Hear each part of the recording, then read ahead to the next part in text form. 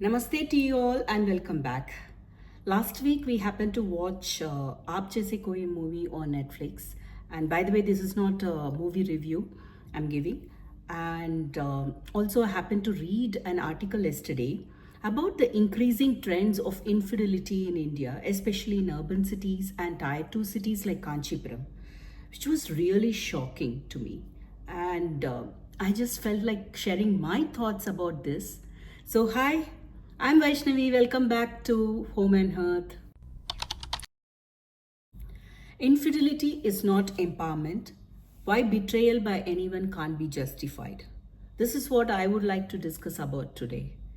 We live in a time where personal freedom, emotional expression, and equality are finally part of mainstream conversations. But somewhere in this process, the line between empowerment and escapism is getting dangerously blurred. More and more, we see stories that frame betrayal as bravery, especially when the one cheating is portrayed as a victim.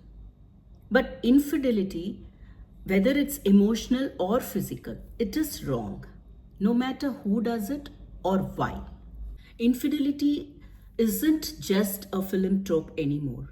It's becoming a visible and growing trend in Indian society, especially in urban spaces and tier 2 cities. Apps and surveys show Indian cities and towns with places like Anchipuram, Panipat, and Tirupur ranking in the top for extramarital affairs. Emotional affairs are rising among both men and women. Technology, social media, and emotional disconnect in marriages are few contributing factors, I feel. Patriarchy and gender imbalance remain at the core, but infidelity is now surfacing as a misguided response to emotional neglect on both sides. What's dangerous is that the society is beginning to normalize this pattern, especially when cinema romanticizes it instead of confronting it. Now, coming back to the movie Aap Jaise Koi, why did I mention it in the beginning of the video? In Aap Jaise Koi, Kusum is a woman who is trapped in a patriarchal marriage. She is emotionally neglected, controlled, and dismissed, something many women deeply relate to. But instead of standing up, speaking out, or rebuilding herself, she slides into an emotional affair with a stranger. And the film presents it as a emotional liberation. But is it really? Kusum doesn't reclaim her space. She hides her truth elsewhere. She doesn't challenge patriarchy. She finds comfort in secrecy. She doesn't grow. She's actually escaping. That's not empowerment. That's emotional bypassing. Now, why does it matter to discuss about the movie? Cinema shapes society. Movies are not just for entertainment. They are cultural blueprints. They influence how people interpret right and wrong, good and bad, how they handle pain, and how they justify decisions. When films like Aap Jaise Koi show emotional affairs as healing, they send a damaging message to the society that cheating is okay if you feel lonely, that betrayal is acceptable if you are controlled, that emotional silence is noble if it's secret.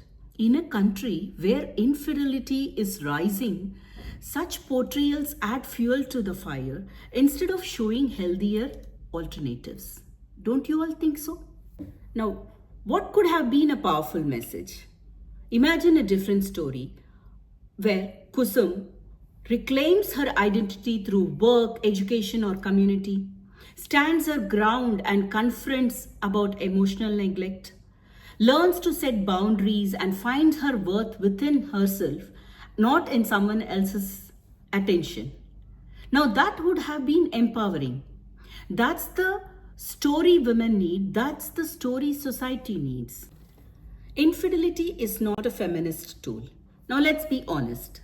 When men cheat, they often hide behind stress or masculinity, and we reject that. When women cheat, especially some nowadays, hide behind freedom or healing through patriarchy. That too must be rejected. Infidelity, emotional or physical, isn't gendered. It's a violation of trust. According to me, feminism is about freedom through accountability, not justification through betrayal. No, these are my thoughts. Infidelity is not empowerment. Movies must stop glorifying it, especially in a society where there is a dangerously increasing trend. Betrayal is betrayal, regardless of who does it and why. And stories must stop dressing silence, secrecy, and emotional dependency as strength.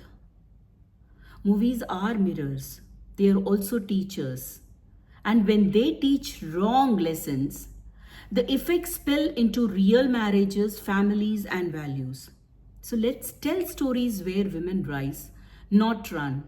Let's write characters who rebuild, not hide. And let's stop confusing escape with evolution. Now, these are my thoughts. What do you all think about it? Do let me know in the comment section. And if you really like this video, share it with your friends and family. For more such content, do subscribe to my channel. Until next time, this is Home and Hearth signing off.